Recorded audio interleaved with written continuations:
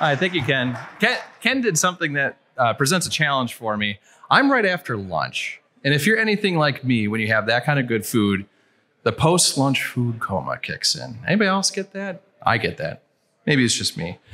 So thank you, Ken. Yeah, my name is Brad Johnson. I'm part of our product advancement group at Bentley Systems. So my role, my remit is to look after Bentley's solution for energy, specific in distribution. So think the power that comes to your house, the gas that comes to your house, all those sorts of resources. That's what I look after. And I've worked in this industry for well over a decade, specifically in this arena. So today, like he said, we're going to be talking a little bit about the energy side of the business and how it ties into the rest of the infrastructure story. And to do that, we're going to discuss a few things. First, I know none of this should be new to most people in the room. There are these legacy challenges, these nagging issues or impediments to moving fast that have been around for a long time. We've heard about the brain drain, people retiring or leaving our industry, our infrastructure industry, and we hear about ongoing natural disasters. I live in Minnesota, so we don't get hurricanes, but I have to say the work done here in Florida to recover after the hurricane in the Southwest Florida area was pretty inspiring to see. I was happy to see that my electric co-op and other ones constantly send help down so we can work collaboratively with you to recover from these disasters. But we have other things. Aging infrastructure, equipment's getting older, poles are getting older, foundations need to be rebuilt. And then we also have things like rate pressures. So not just in the investor-owned world, but also as municipal water operators, or even those who operate toll roads and those sorts of things. There's not a lot of tolerance for increasing the price to use these resources in relation to the consumer's pocketbook to pay for it. And we've been talking about that for years, presentations at sessions like this and events, roundtables, one-on-one conversations with my customers. But there's kind of this new group of these emerging issues. We've already talked today about things like EVs, whether it's driven by federal policy around the amount of EVs required for auto manufacturers to have in their fleet on a go-forward basis, the increasing service demand. In our area, a lot of people haven't returned to these large campuses for work. They're working from home. And that's moving energy consumption from these concentrated commercial areas to residential areas during the day. And in the summer by us, we do get up to 95 degrees and 100% humidity. We run our AC and it peaks that demand when in past years that wouldn't have been a concern. We also have the intensity of community involvement in our large and even our small projects. A little bit about me. I'm the chair of our planning commission in the city that I live in. We're a pretty rural city. We cover 40 square miles, population about 10,000. And just this Monday, we had a work session between our county engineers, their contractor, their engineer, and our city council. And as a planning commission, I had to be there to participate as well. Our city council meetings, if we get 5 people, it's a full house. There were 10 people there just to talk about a full depth restoration of one road and a bridge replacement. Community involvement in these projects, even before the public open house process, is increasing. It's happening in my backyard, and I imagine it's happening in the communities that you all work in. And the last thing, and I'm going to touch on the rate of change in a bit, is this rapidly changing regulatory landscape. We used to be able to predict changes to engineering standards and these sorts of things. Very cyclical. Oh, it's this version of the ACSC recommendation for full depth structural concrete road bed replacement, and it get updated every few years. It's not that anymore. And sometimes a decision made today is going to be reversed in a year and reversed again in another year and another year. And this is challenging when we talk about projects that take a decade between initiation to completion. That these things change. And when in the intro, he said necessitates a change of approach. It absolutely necessitates a change of approach. And we've seen already today, and I've seen the agenda, we'll see further on how some agencies and some projects are really embracing how do you leverage technology to make those changes happen. So I want to set a bit of a stage, 2 things. There's a technology evolution that's happening. And I work for a company that develops solutions and technology to solve the problems you're interested in. And though it may seem like it, I'm not a magician, and I don't have a crystal ball. They wouldn't let me check in on the air on the flight. So I don't know necessarily from my office, even though I've worked in the industry for a long time, what the new change is that's coming down the line for you all. And so it's important for us to participate in events like this. And it's important for you to participate with your technology providers to be the voice for what you see coming so that we can keep up with what your needs are as we all move forward in time. The other thing I just want to level set with is urban and rural operations and then the suburban interface between there. I'm going to start with an example that's from a very rural area, but there's a parallel. In this example from Essential Energy in New South Wales, Australia, it's a very large utility with a very rural customer base that has a drive issue, 90 minutes to get to a substation to do any kind of work. And for some urban operators I've worked with, they say, well, that substation's 2 miles away. I say, well, but you have to figure getting the people to the dispatch yard, getting their truck loaded, getting them out of the dispatch yard, go through the traffic. Once you're at the traffic, working with Public Works to close off that road so you can now get into the substation that's underground. You might be at 90 minutes, the same time as taking these rural areas. So when you're out there looking for examples and ideas, look beyond the footprint or the prototypical type of utility or infrastructure you work in, and look across that scale and a characteristic pool for maybe some ideas that you can incorporate into your own practices. So Essential Energy, New South Wales, they serve a territory roughly the size, 5 times the size of the UK. So pretty big, right? And these substations, as you can see, they're in some pretty rural areas. And this is an example of one of the drives. They went to a small distribution substation, that last interconnection point between the big grid and how it gets to your house, where your meter is. And they were driving up to 560 miles round trip just to do simple activities at these locations. Think of this. It could be closing off a road to do an intrusive inspection in say a lift station, pump lift station, or a traffic control box that had to be put underground because of other challenges in that area. They needed to reduce the amount of time it took to dispatch and do their work. And they also needed to reduce the risk involved with sending people this far away from headquarters as they do that work. And to get there, they leverage Bentley's digital twin technologies, okay? So what you're seeing is them using a UAS to fly and do a photogrammetry survey of their substation. And I believe this video will also help. You'll see people hanging signs up. In addition to the photogrammetry, they're also collecting LiDAR. Who here's heard of LiDAR? Anybody heard of LiDAR? All right, we're getting there. I love it. Think lasers and sonar. No dolphins involved, for those who get the old movie reference. But they're going through and creating these high resolution, highly accurate, very timely, 4-dimensional renderings of their assets. This works in large substations. This could be in underground substations. This could be in water treatment plants. There's any of these sort of facilities. And what they found is that by doing this, they're reducing the amount of time they have to drive, and they're reducing the amount of time it takes to actually perform the critical engineering work that they're asked to do. So, let me see. There we go. So results, right? They've been at this long enough that we have some actual results from this work. Some pretty impressive statistics.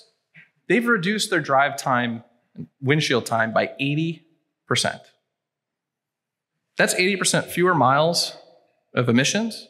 That's 80% less time at a steering wheel or sitting in a passenger seat.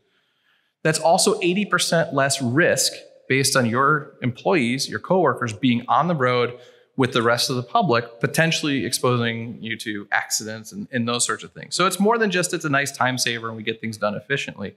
It also enhances the service to their customers. So they have these resources, they can act on these things immediately in the office, and we're reducing that time to react to changes, whether it's operational, whether it's performance, whether it's outage, whatever the change may be. And how are we doing this? Well, collaboration is a big part of it. Okay, you've got this data, you've got this really interesting information, it's being collected, it's being housed, you have to make it useful. And one of those biggest use cases for this outside of asset management and records keeping and mapping is to foster collaboration.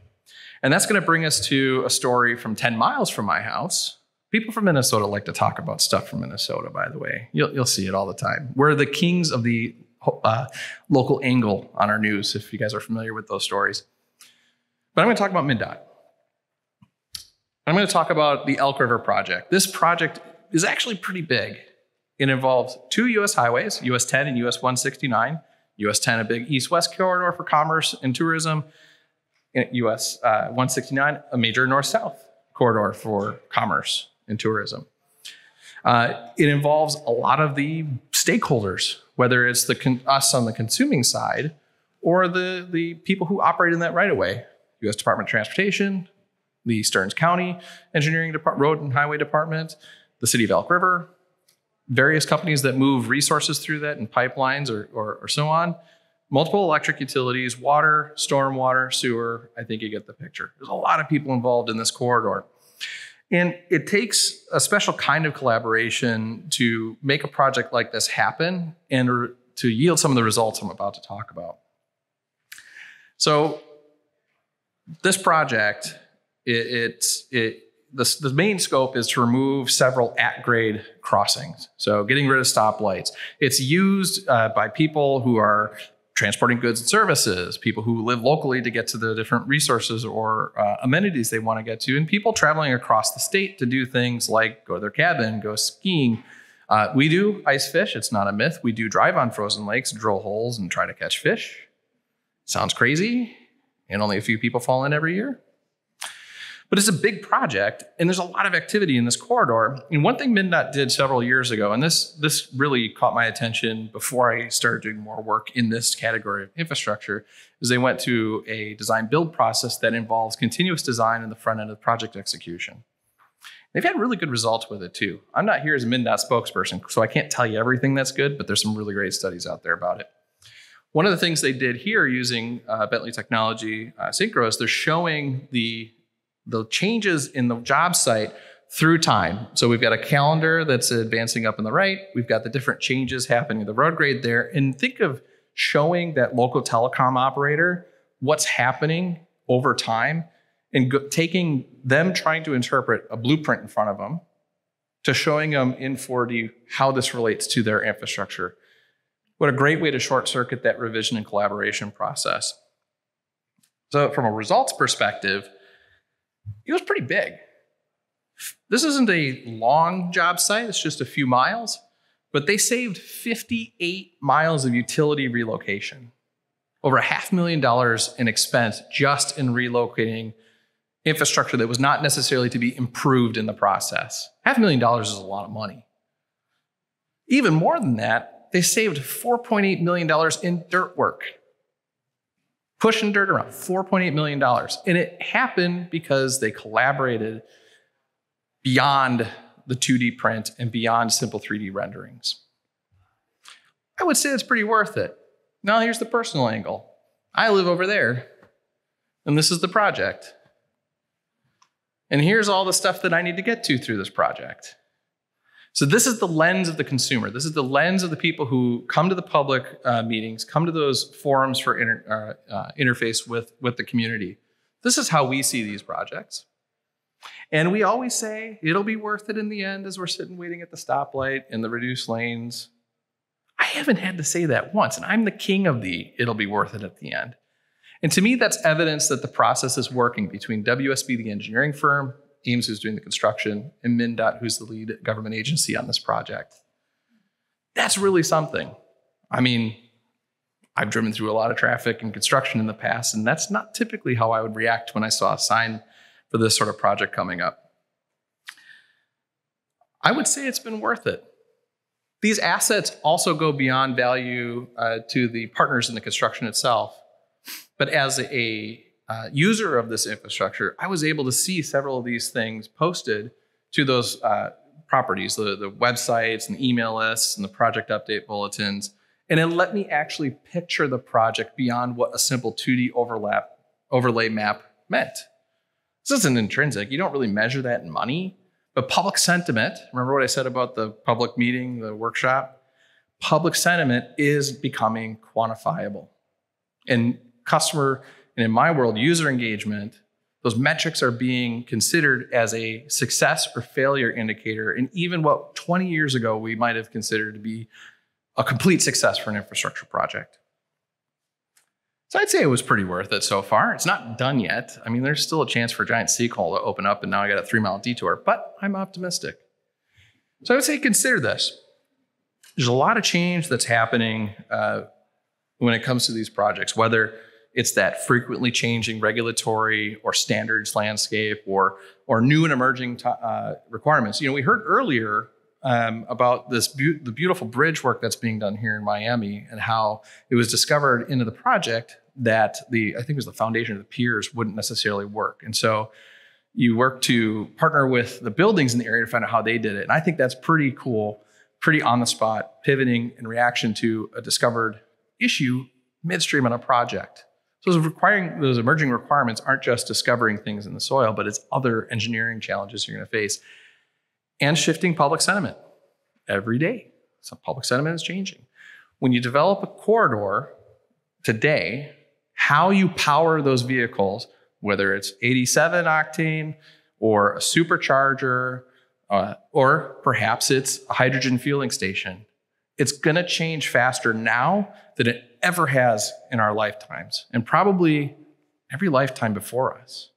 So we have to look further down and not just build resiliency, reliability, and service into our infrastructure projects. We need to start considering flexibility.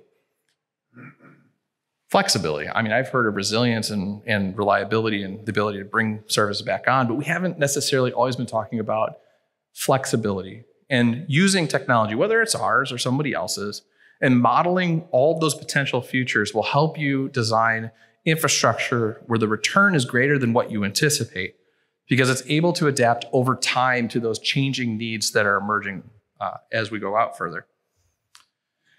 And, we need to manage change. We need to do this collaboration enhancement. Go beyond inter-office mailing tubes of full-scale prints, which thankfully that doesn't happen all that much anymore, or emailing or shipping a flash drive across town of large CAD files or even LiDAR. I mean, I remember doing a project with a utility in Australia that we did LiDAR of their distribution system. And the only way we could get that data to our people processing it here in the United States was leasing subsea internet cable and scheduling overnight terabytes of LiDAR points on a daily basis. Well, if it's in a system processed and ready for viewing, we're removing those impedances to rapid integration and collaboration as you go. So there's all these sorts of things. But beyond that, beyond the technical and beyond the engineering, physics, and math part of it, there's other reasons to care. Kind of a big deal is lives are on the line. One side of that highway project is a hospital. The other side of that highway are careers and avocations that create a necessity for that hospital, quite frankly. And had that corridor become impassable because of rivers, the Mississippi River goes by near there, rail corridors that don't have grade crossings, et cetera, lives really are on the line when we talk about the impact to our communities as we execute these projects. And that also goes to just normal quality of life. I hate sitting in traffic. Everybody does. Even when I'm using public transportation in Minneapolis, waiting for the cross traffic on the light rail. It's kind of annoying. So we're not necessarily impatient, but that doesn't mean we enjoy it. So quality of life is impacted by the level of collaboration that we have and that flexibility I was talking about before. And despite some time and money are finite resources. I think you all know this when you receive a budget of time and money to get projects done. Money is somewhat renewable, but time is not. You can never, well, I shouldn't say never. Maybe Doc somewhere has the, what was it called? The Fusion, Mr. Fusion somewhere, 88 miles an hour. I don't know. Maybe there's a way to go back in time. I haven't found it yet, and I don't think anybody here has yet. It's a finite resource that we have to respect and use the best we can, because we're stewards with the time of our residents. And finally, and I think for me most motivating, is we have pride in our work. You're here. The work you're responsible for is still waiting for you at your desk, but you care enough to take time away from that to come and learn from your peers and to improve not just your work, but hopefully share what you've learned with your colleagues and so on. So my last thing, my call to action to you is do something with this, okay? Go beyond preparing a report for your coworkers. Go beyond filing this in your mental filing cabinet for how you'll take this, but share it with others. Be an evangelist for what you learn here today. Selfishly, I'm going to ask you to do something else. Work with your technology providers, your engineering firms, software providers, et cetera. We aren't magicians and we can't tell the future. We can a little bit. Tell us what you need. Have an open dialogue that goes beyond the customer service provider relationship, because almost all of us want to be your partner. And lastly, I would say, get involved in the greater community. Continue doing these things. Be a peer to your colleagues. And let's see if we can get that collaboration going even further. Thank you.